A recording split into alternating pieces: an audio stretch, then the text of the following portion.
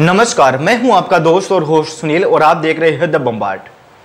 आज हम चर्चा करने वाले हैं यूपीएस और एमपीएस दोनों में डिफरेंस क्या है, कौन सी पेंशन स्कीम आपके लिए बेहतर होगी, दोनों में अंतर क्या है।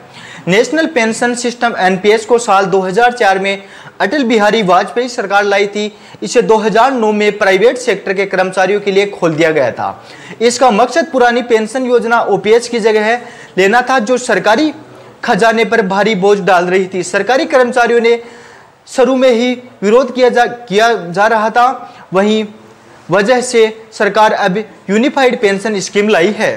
केंद्र सरकार ने यूनिफाइड पेंशन स्कीम यूपीएस को मंजूरी दे दी है। इसके रिटायरमेंट के बाद पेंशन की गारंटी मिलेगी।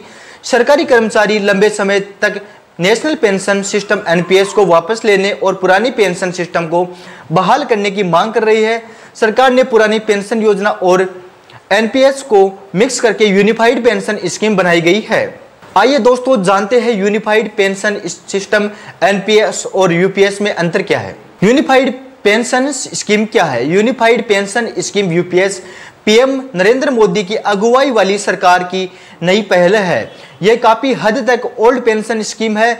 इसमें सरकारी कर्मचारियों को निश्चित और न्यूनतम पेंशन की गारंटी मिलेगी। अगर किसी भी सेवानिवृत्त कर्मचारी ने 25 साल तक न्यूनतम सर्विस दे दी है तो उसे रिटायरमेंट से पहले 12 महीनों के औसत बेसिक सैलरी को 50% पिछली पेंशन के रूप में मिलेगी। इसका मतलब है कि अगर किसी भी औसत बेसिक सैलरी 50,000 रुपये रहेगी तो उसे पेंशन के रूप में 25,000 रुपये प्रति माह मिलेंगे। अगर किसी सेवा की अवधि कम है तो उसे उस हिसाब से कम पेंशन मिलेगी। पेंशन के लिए कम से कम 10 साल की सर्विस करनी अनिवार्य रहेगी।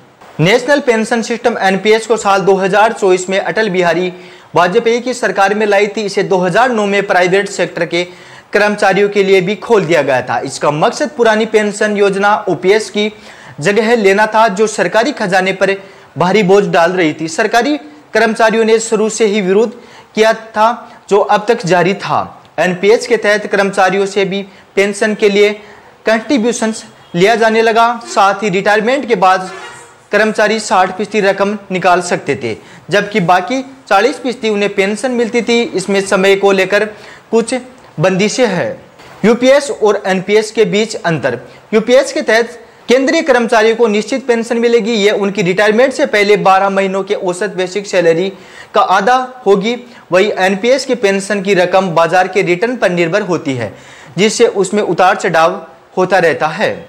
यूपीएस और एनपीएस दोनों में सरकारी कर्मचारियों का वेतन 10% योगदान देना होगा।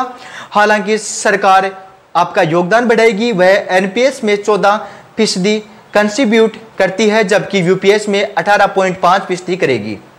यूपीएस के तहत 25 साल की सर्विस के बाद कर्मचारियों को फिक्स पेंशन और एक मुक्त रकम मिलेगी। पेंशन में महंगाई दर का इजाफा भी होगा। वही एनपीएस के कर्मचारियों का नामात्र ही पेंशन मिलती रहेगी। एनपीएस में कोई निश्चित पेंशन नहीं होती है। वहीं यूपीएस में पेंशन पारिवारिक पेंशन का न्यूनतम पेंशन की गारंटी 10 साल की सेवा के बाद यूपीएस में न्यूनतम 10,000 पेंशन की गारंटी होगी। एनपीएस में ऐसा कोई प्रावधान नहीं है। एनपीएस के कंट्रीब्यूशन को बाजार में निवेश किया जाता है। ऐसे में पेंशन में बाजार के उतार चढ़ाव पर निर्भर रहती है। यूपीएस में बाजार पर निर्भरता को खत्म कर दिया जाता है, जिससे कर्मचारियों को अधिक स्थिरता मिलती रहती है। धन्यवाद दोस्तों, ये थी इस वक्त की खबर, जिसे मैं आपको बताना बहुत जरूरी था। मिलते हैं एक ब्रेक के बाद एक बड़ी अपडेट के साथ। आप देखते रहिए द बम्बार्ड। आप यहां तक आए, आपका बहुत बहुत धन्यवाद। आभार, थैंक यू। मिलेंगे एक बड़ी अपडेट के साथ, तब तक के लिए धन्यवाद। मैं हूं आपका दोस्त और होस्ट सुनील। धन्यवाद।